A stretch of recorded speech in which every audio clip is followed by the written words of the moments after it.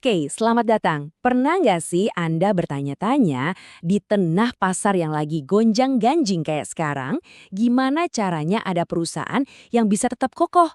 Nah, hari ini kita akan coba bedah salah satu perusahaan yang kelihatannya justru tenang banget di tengah badai. Yuk, kita mulai.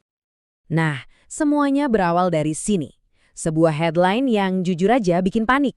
Bayangin, IHSG tiba-tiba anjlok hampir 4% cuma dalam satu hari. Ini jelas memicu gelombang kekhawatiran di mana-mana. Sebenarnya apa sih pemicunya? Inti masalahnya itu ada di istilah yang kedengarannya rumit ini, rekalibrasi free float MSCI. Gampangnya gini deh, anggap aja MSCI itu semacam wasit global yang nentuin saham mana yang layak masuk liga utama investasi dunia.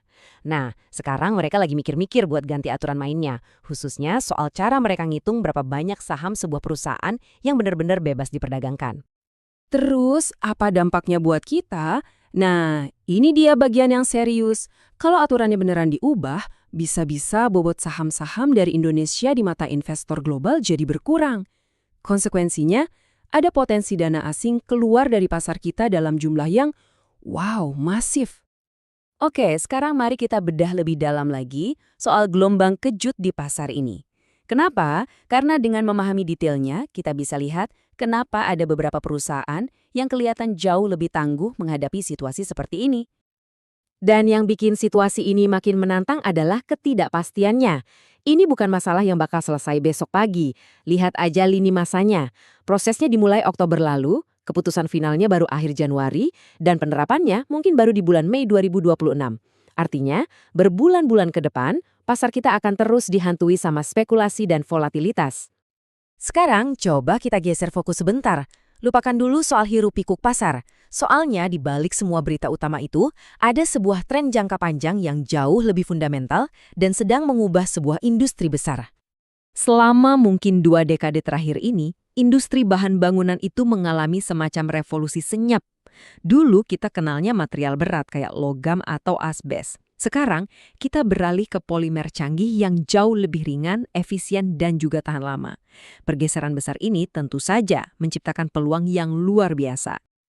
Dan ya, tepat di tengah revolusi material inilah kita ketemu sama tokoh utama kita hari ini, PT Impact Pratama Industri, atau yang di bursa saham kita kenal dengan kode IMPC.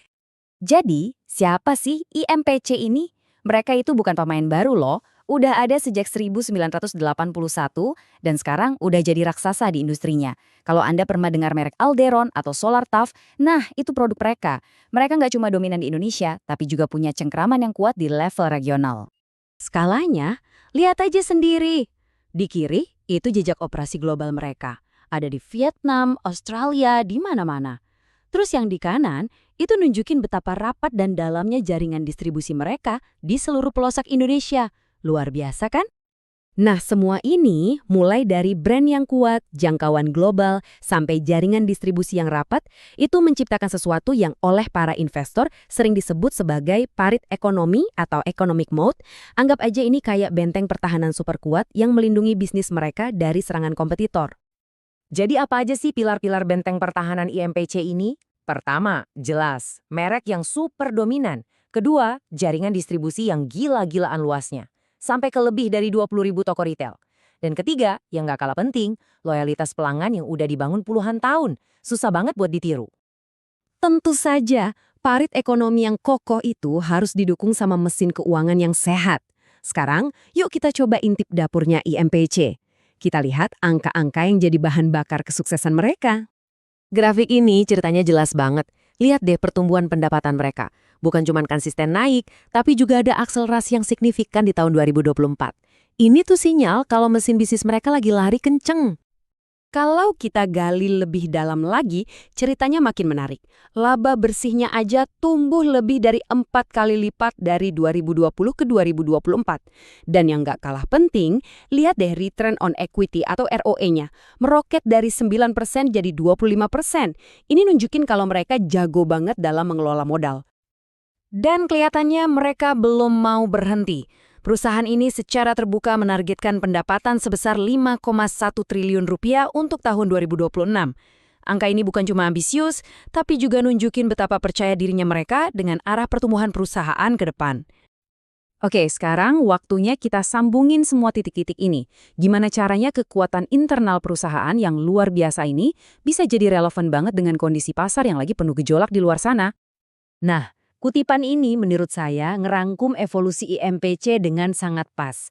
Mereka itu udah berhasil naik kelas, bukan lagi dianggap sebagai perusahaan yang pertumbuhannya spekulatif, tapi udah jadi pemimpin industri yang stabil, mapan, dan pertumbuhannya itu berkelanjutan.